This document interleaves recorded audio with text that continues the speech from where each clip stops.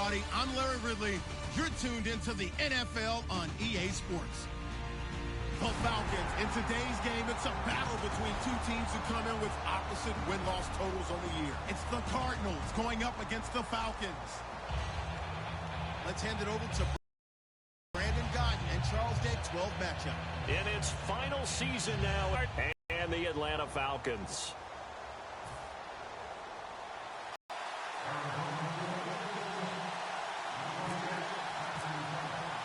The final playoff push is upon us. It's Week 12 of the NFL season, and we're underway on EA Sports. That'll be taken in the end zone.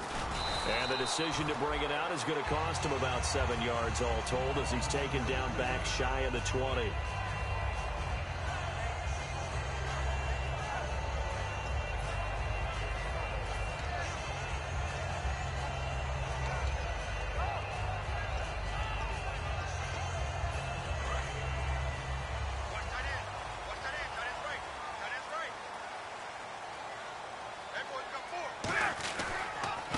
The former Indiana Hoosier here, Tevin Coleman. Officially no gain on the play, and it's second down. And a man, as we look at the starters now, a man who really has earned us talking about him in the booth, Julio Jones. He's a 1,000-yard receiver each and every year. So sleek, so wonderful. I call him Secretariat.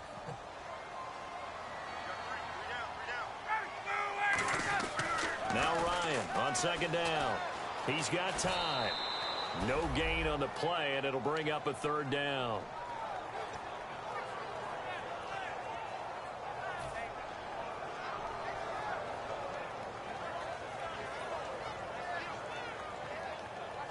Little trouble thus far on their opening drive as they come up on a 3rd and 11.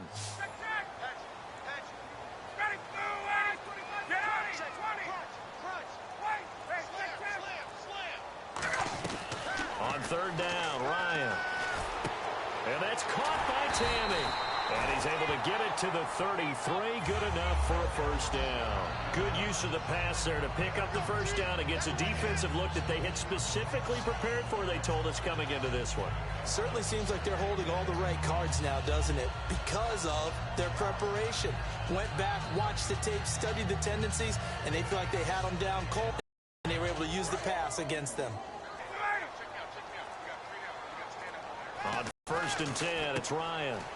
Incomplete on the right side. It's Tammy. 7 yards, the pickup on the pitch and catch.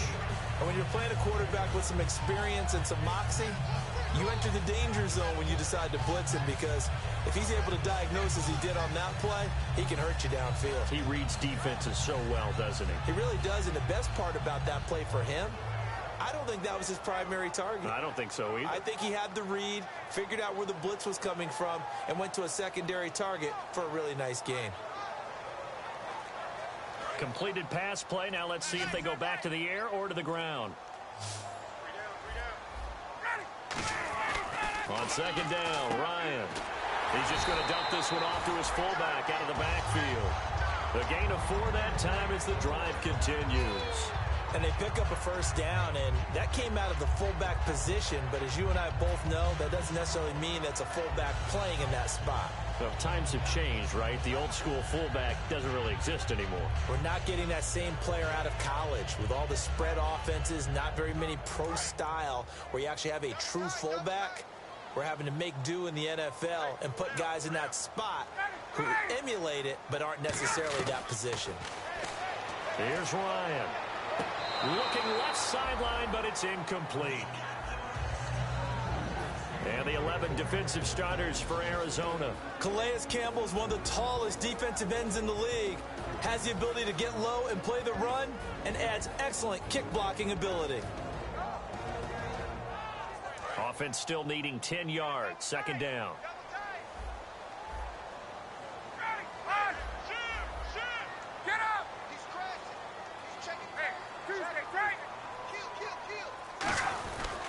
Here's Coleman. And he'll be taken down, but not before he gets into enemy territory. Give him 10 yards on that one, and that'll earn him a fresh set of downs. And that run was what a lot of people call an explosive run. Gave them good yardage, solid yardage. They feel good about the whole thing, and they did it behind a 2 tight end set. It's always interesting to watch what offenses want to do with the 2 tight ends. Sometimes they line them up together for a power set. Sometimes they put one on each side of the line of scrimmage to balance things out. No matter what, though, when you see 2 tight ends on the field, your first thought is to think run. In this case, the offense was able to run successfully. Hey, let's go. They go play action here on first down. He's got the hook up here on the comebacker, complete. And down he goes, taking it inside the 10 to the 7. A gain of 39 that time. There will always be a place for methodically marching the ball downfield. But when you can pick it up in big chunks and strike like that and have explosive plays, that's often the difference in winning and losing. Those types of plays that can knock a defense off balance, that'll drive a team towards a victory. Hey, get up. Check 26, check 26. On. Check nickel. Ryan drops it off. Call it a 3-yard gain, and it'll be 2nd and goal. Everyone's got to be able to catch the football. Doesn't matter what position you play, but if you're on offense, be aware a ball may come your way. Hey, Sal, let's go. Alert 3, alert 3. Now they send a man in motion right. White. Check 37, check 37. Hey, guys. Shoot. 58. Quick. Look out. Watch the whip. On 2nd down, here's Ryan. And not only did he drop it, he dropped it in the end zone. After all the preparation, all the practice, a play like that will absolutely break your heart. They had everything they wanted, just unable to complete it. In the end zone, a big-time drop. Well, they've gotten it to the 4 on this opening drive, but now they face a 3rd and goal.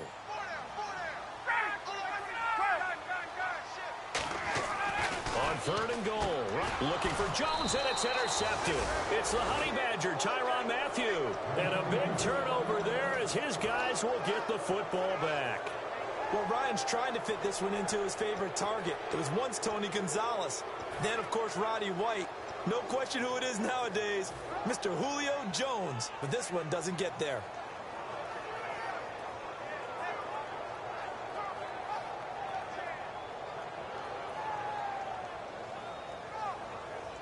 And tough starting field position here.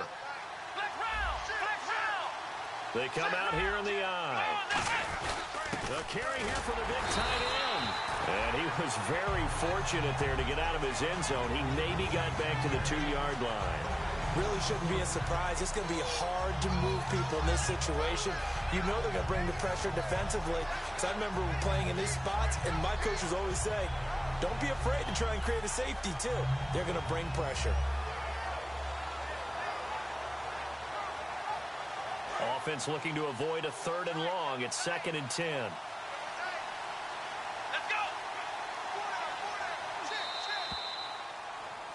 go. Ready to go now in the 2nd quarter. Brandon Gaudin, Charles Davis. It's the Cardinals in possession out.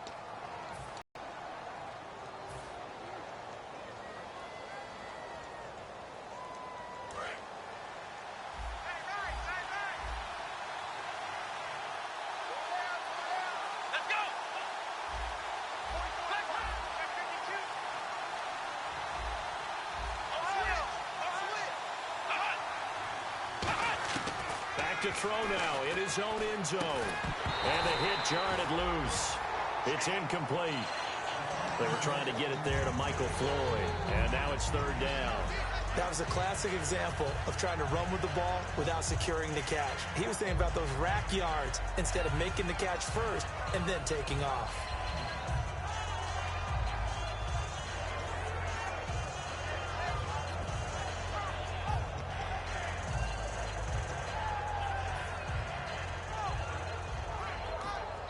Now hold everything here. We're going to get a timeout by the offense. They'll have 2 remaining as we step aside here in this 2nd quarter.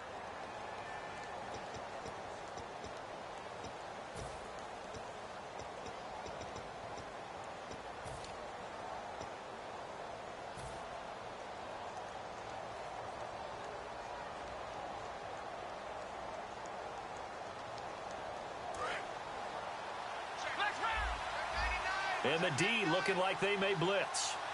Here we go.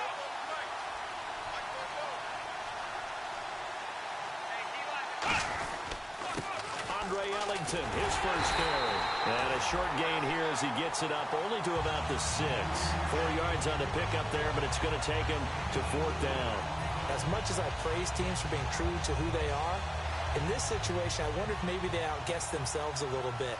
3rd down, seemed like an obvious passing situation. They chose to run it and didn't get anywhere close to the 1st down.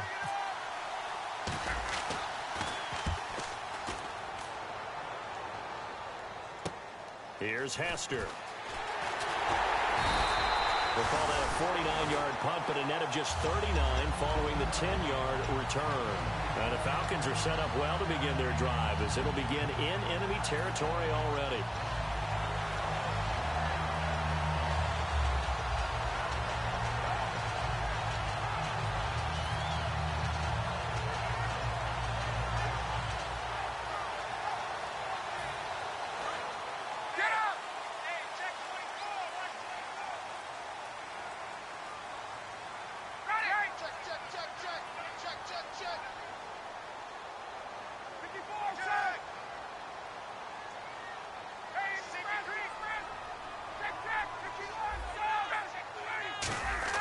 They go back to the air here after the INT. The left side completion to Jones. It'll be a gain of 6, and it'll be 2nd down. He decided to run a hitch route. It really helps to have a guy who can turn it loose. And, boy, he rifled one in there on that one. Not much run after catch, but it worked really well. 2nd down now after the pass completion. And the D-line pinching together must be expecting the run.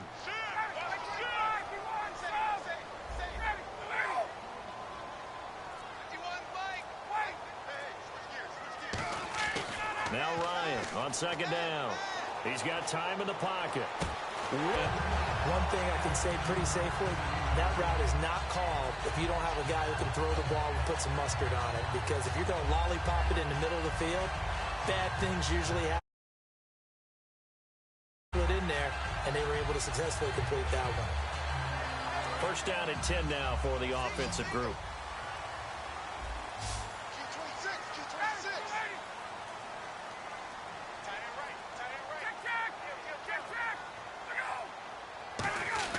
On 1st down, Ryan.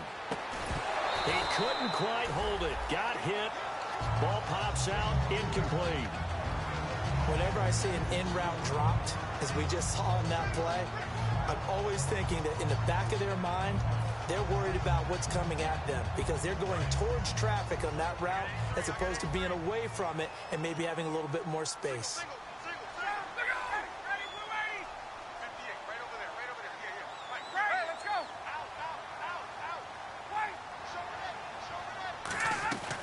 Second and 10. It's Ryan again. He's going to go up top for the end zone. He was looking for Mohamed Sanu there. 3rd down here.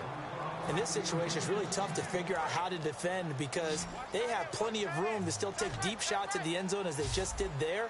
Yet at the same time, you've got to be ready for the short throw. In this case, when you see the cue that they're going for the end zone, retreat and make sure you have a way to play forward, back towards the receiver, and have a chance to bat the ball away as they did there. And that's incomplete. A nice pass breakup there by Patrick Peterson, who has the cornerback position figured out. And you can see it in his play. Obviously, 5 Pro Bowls tells us that he's a pretty darn player. But even more so, the footwork, the physicality out on the corner, the ability to read patterns, and he makes plays on the football. And you know, if he gets his hand... Logging through a scoreless first quarter, we have action on. Makes it 3-0. Well, with these two offenses, we weren't going to stay 0-0 forever, were we? I'm not sure that this opens the floodgates, but I doubt that's the last scoring we're going to see. And he's up past the 20 to the 22-yard line. Arizona getting ready to go as they take the field. And a tight game after punting last time. See if they can get something going on this drive. As they head to the field now, with the game this close, you've got to feel there's a sense of urgency for them going on offense right now. But they have to do it without letting panic creep in and affect their play.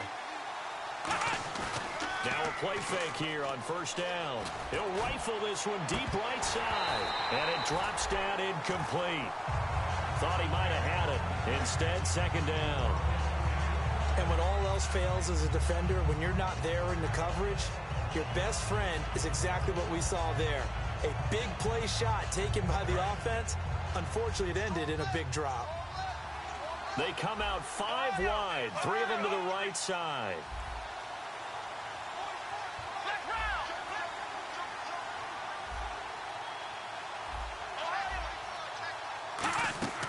Here's Thomas. And this is Michael Floyd, complete. And he gets this one just shy of the 40. They'll mark him down at the 39. That was a nicely run slant route, and what the receiver's trying to do is make the defender think he's going upfield for a deeper route, and then breaks it off, usually after about 3 to 4 steps, and cuts towards the middle of the field. And now what he's trying to do is use his body to keep the defender away from the football and get the quarterback a really nice target. And he's taken down, but not before he gets us into enemy territory across the 40. Well, clearly one of his advantages as a passer is his height. Sit back in the pocket, fired over the middle. That makes things tougher defensively, doesn't it? It really does, because your goal is to move the quarterback off his initial spot when he gets his drop back completed. But when you have that... And no escaping this time as he'll go down. They got him for a sack. Rashid Hagman in there to drop him for his 5th sack of the year. Now whistles come in. We're going to get a timeout here by the offense. That's their second, so they'll have 1 remaining here in this second quarter. We'll be right back. They'll come out in the pistol. They'll set up a throw. Caught on the left side, Fitzgerald. They showed a little athletic juke, but then the daylight quickly closed. So third down, they need to get to the 28 for a first.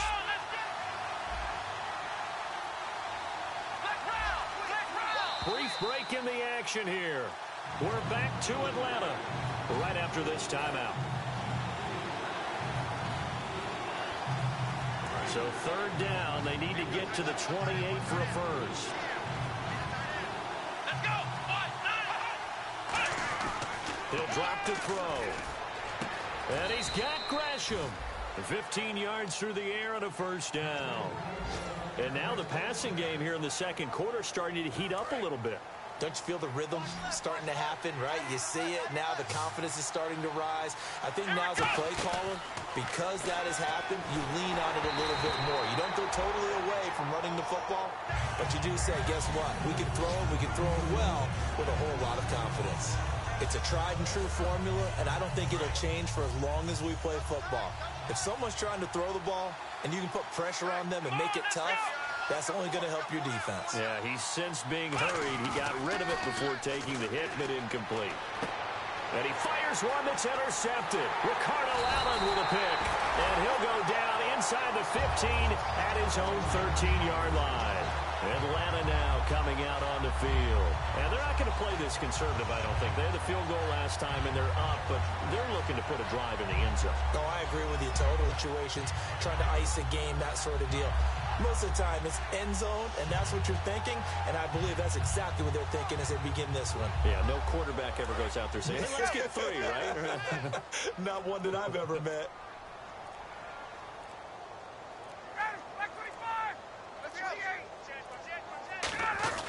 After the interception, here's Ryan.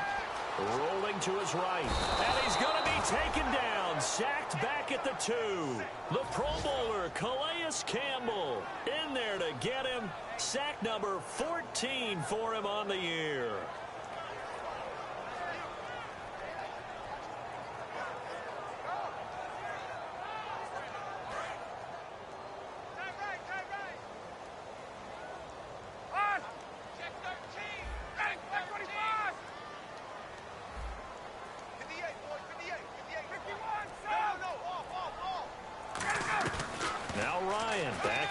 End zone. He's going to wind up and air it out. And he's unable to grab it. Thought he might have had position, couldn't hold on. Third down. When you have a lot of confidence in your offensive line, that allows you to take shots, as we just saw there. Hardly anyone is going to say, let's go ahead and dial up a big throw from the shadow of their own goal line. But they did there because they knew the guys up front would give them time. They weren't able to complete it, but it was a nice attempt.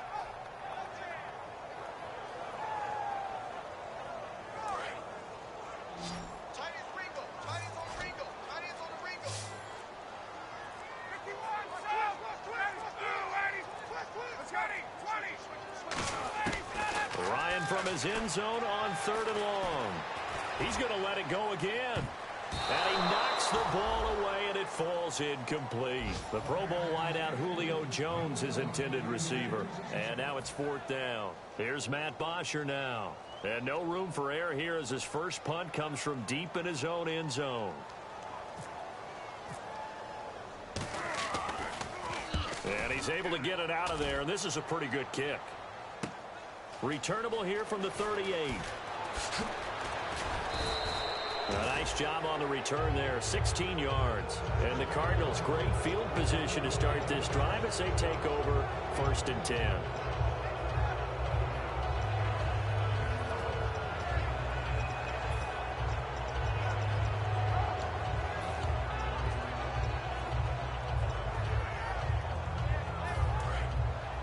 And they're definitely showing blitz here.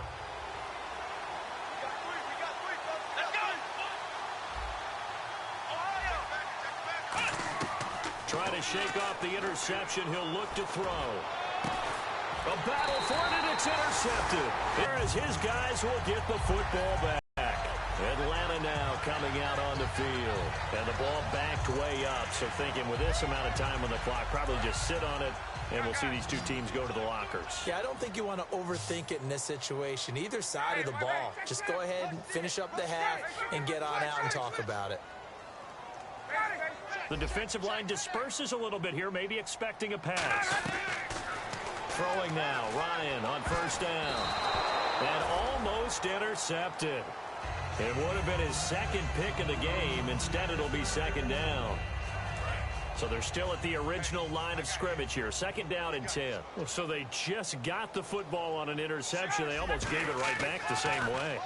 And you know when you... Nowhere to escape, and he goes down. Red Bryant in there to get him, and that's sack number 6 for him on the year.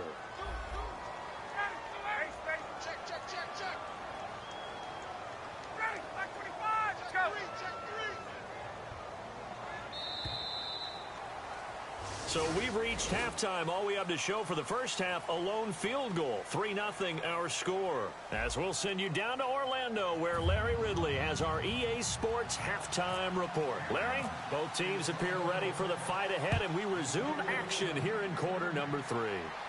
That's fielded in the end zone. And the decision to bring it out is going to cost him about 7 yards all told as he's taken down back shy of the 20. So here's the Cardinals offense now as they get set to start this 3rd quarter. They're down here, but very much in this game. What's the tonality of a coach's talk when a game is within striking distance like this at intermission? Typically, what they're doing is emphasizing the things that went well in the first half and wanting more of that. Sure, you've got to go over some of the errors and clean up some things because there's a reason you're down. But overall, I think they want to stay. And he can't get away from the pressure. Palmer sacked. Tyson Jackson able to get him for a loss of about 3. Great job defensively. I think he was trying to go through his progressions, find someone to get rid of the football. Before he knew it, he was on his back. So that just brings us right back to what you said in the beginning. A great job defensively. Nowhere to go with the football. That led to the sack. Palmer now. It's brought in complete. It's John Brown. And give him 17 yards that time as that'll move the chains. Offense comes to the line now, 1st and 10. They come out 5 wide, 3 of them to the right side. Here's Palmer to throw. Finding time. Completes it over the middle to Floyd. And he's finally taken down, but not before getting across midfield and across the 45-yard line. And that's one of his advantages of a passer, is it not? With his height, setting back there in the pocket, firing it over the middle, he can really see everything clearly. It is, and I know that other quarterbacks get it done different ways, all right? You don't have to be his height to make a great play. But what he does is he takes away having to make those slide steps in the pocket to find angles to throw the ball through. He just throws right over the top of it because he can see everything, and sometimes that saves time and gets the ball to a receiver quicker. Inside 4 minutes to go, third quarter. Now Palmer on first down. And Gresham's got it over the middle. And down inside the 15 he goes. They gave up the completion there, but this is what zone defenses count on. Catching the ball and not much run after the catch. And quickly they get to the line. From the red zone now, here's Palmer. And he'll take this one in for the Arizona touchdown. Michael Floyd, his 4th touchdown on the year. And the Cardinals have taken the lead. Oh, they flip it to the kicker. He looks like he's going to throw it. And unable to connect. They don't get the 2-point conversion here. Let me go ahead and show my age a little bit. I liked it when they would fake it from the 3-yard line, right? When you'd line up, go ahead and, oh, there's a fake, and he's going to get 2. That's great. But from the 15, the risk-reward, it's just not there. So risky to get 15 yards on a fake. Well, you see the result right there. Yeah, I know these young whippersnappers are trying to do different things in this game, but let's go back to old reliable. Kick the ball through the post. Get off my lawn. That's darn right.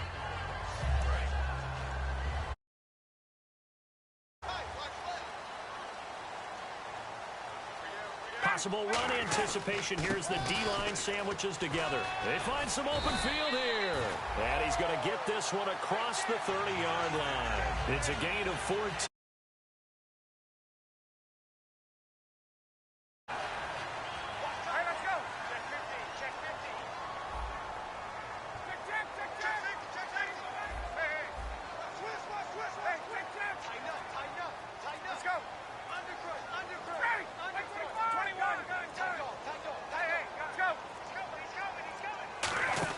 They go play action here on first down. Surveying the field. Over the middle, the catch by Coleman.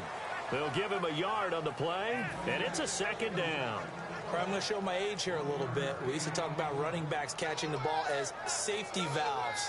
Nowadays, they're a big part of the passing offense. Quit acting like you're so old. You're only 65.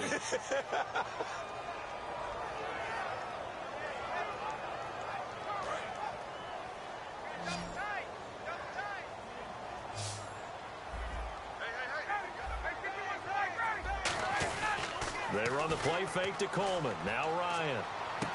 Into double coverage, and it's intercepted. A great read, and it's picked off. And the possession is theirs at their own 43-yard line. And the Cardinals offense here ready to take over. And they were able to punch it in the end zone last time. They'll be looking to do that again here for the defense. Obviously, they'll be looking to stop them from punching it back in the end zone. It always is punch-counter-punch, isn't it?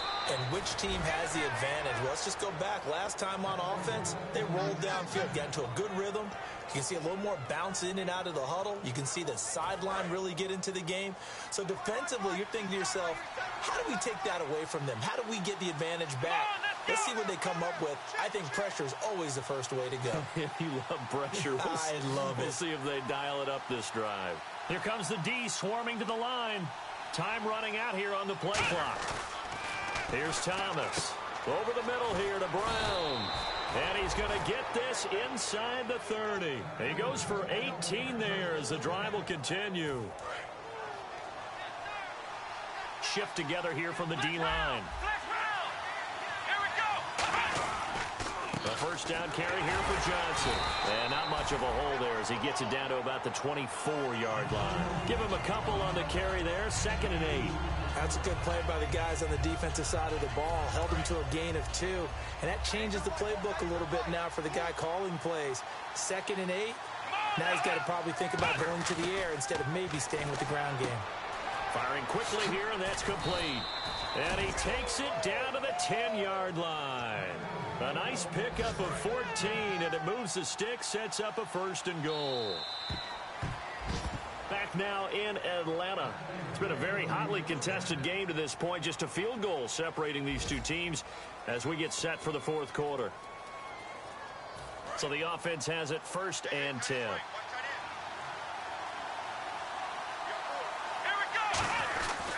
They'll try and run. This is Johnson. And a short pickup there down to about the 9. It's a gain of a couple, and it'll be second and goal. And in this situation with a lead fourth quarter, they're liking keeping the ball on the ground, I'm sure. That's just smart football, but you know the defense has to know it as well. They've got to stop them here. So now we're going to see that loading the box in a big way. 6, 7, 8, 9, whatever it's going to take, puts a little bit more pressure on your big offensive line. And the play clock's running down. Here's a play fake as they set up to throw. It's a loss of 2, now third down.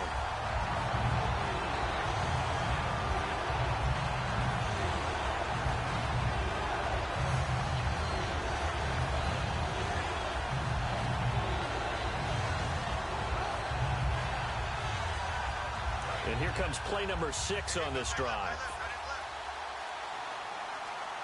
An extra DB defensively here. Big stop needed. And look at this. They get the turnover they needed. It's intercepted. A great read, and it's picked off. And a big turnover there as his guys will get the football back. And following the interception, we'll see what they can put together on this drive. I can hear my old college coach right now.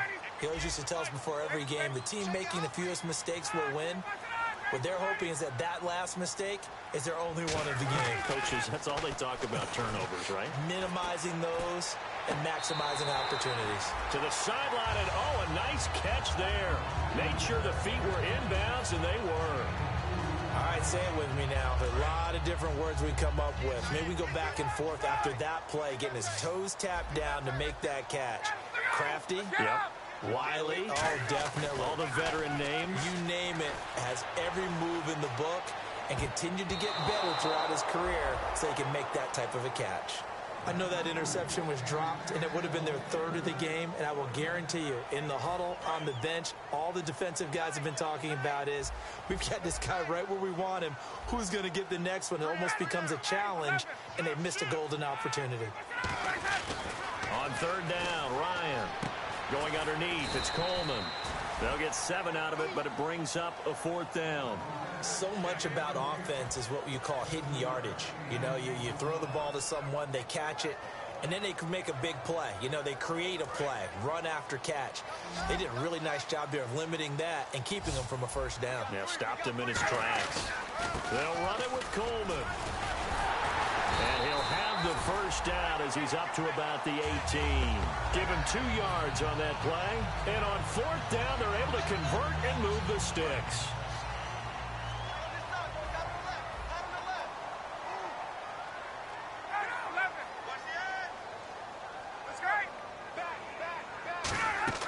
Now Ryan on first down. He's going to let this one go deep. And it's knocked away and incomplete. But when it comes to Patrick Peterson, it does not matter where the Pro Bowl is being played. It doesn't matter whether it's Hawaii or the site of the Super Bowl. He's going to be selected for that game. He's into his 6th year now, a Pro Bowler in his previous 5, but he's gotten better in the last couple of years. Gotten his weight down, understands receivers even better than before, and plays with a great joy and physicality that all comes together and makes it a hard day for receivers to run patterns against him.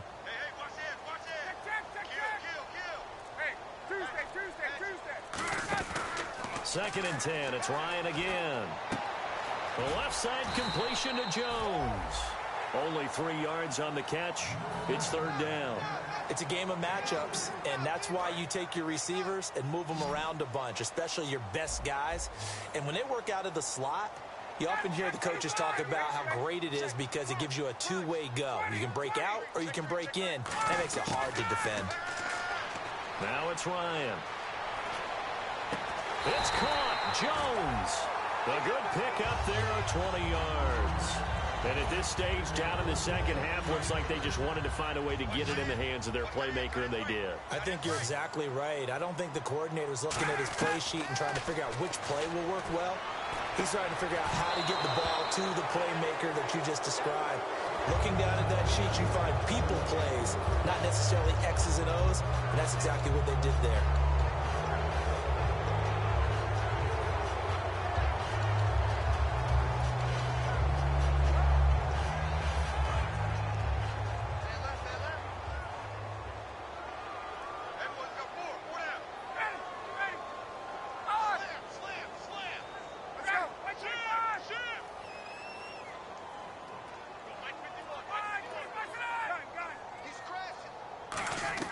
They'll look to throw. Now a desperation throw deep downfield. And incomplete there. A nice hit. Jars the ball free and brings up third down. Well, they went for the big play there, but that drop could really hurt their momentum.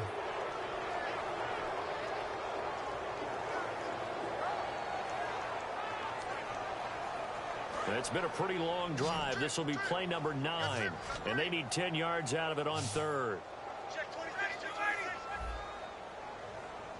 The tight end in motion right.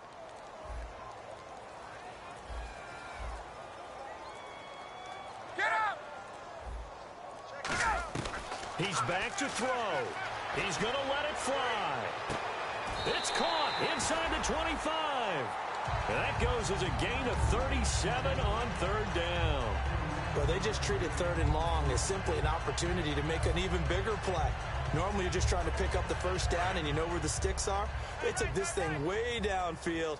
Confidence in the receivers to go up and make a play, even with defenders around them.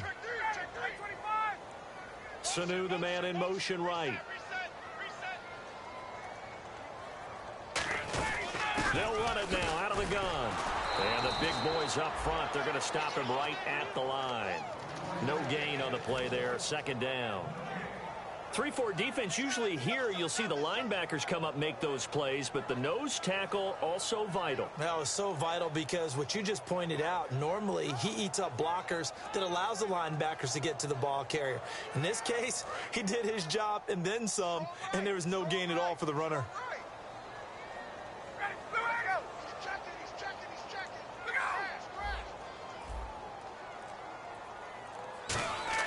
Back to throw. He takes it across for the touchdown, and they've taken the lead late in the final minute of the fourth. Wow. He's never been one to be flustered or rumpled when the game is in crisis. And once again, he just led his team into a spot where potentially they can win now. In 2015, he was great in these situations. He had 4 fourth-quarter comebacks for victory. See if they can hang on. Matt Ryan, that's why they call it Matty Ice. Yeah, after the touchdown, here's Bryant now to kick it away.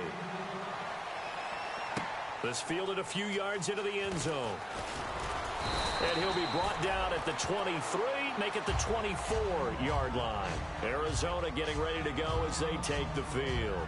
One possession game, time very much a factor. How does the offense handle this situation? Well, in a lot of cases, they should be somewhat relaxed. And I know that's counterintuitive because this is a pressure situation.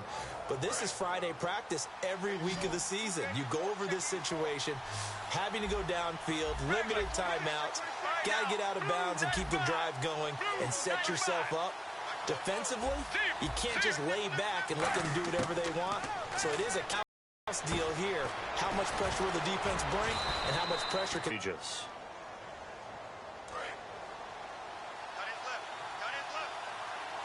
They come out secondary.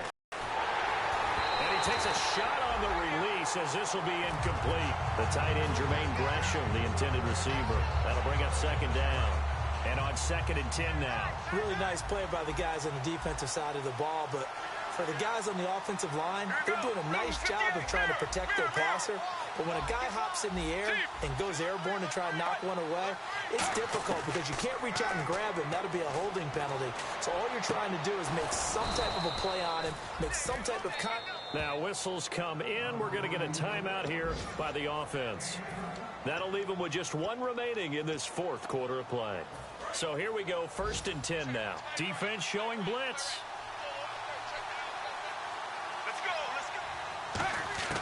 He'll look to throw. Now a desperation throw deep downfield. And that will be incomplete with a clock down now to 13 seconds.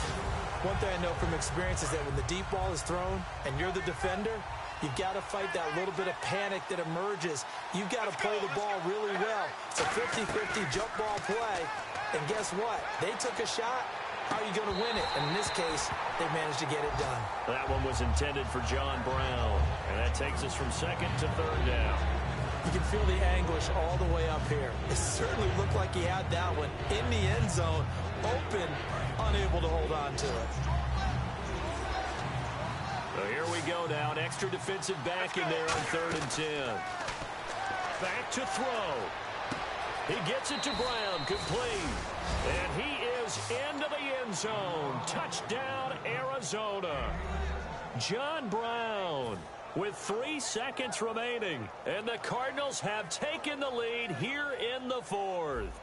Now an important extra point here to stretch this lead to a field goal. He's got it, and this is indeed up to a 3-point lead.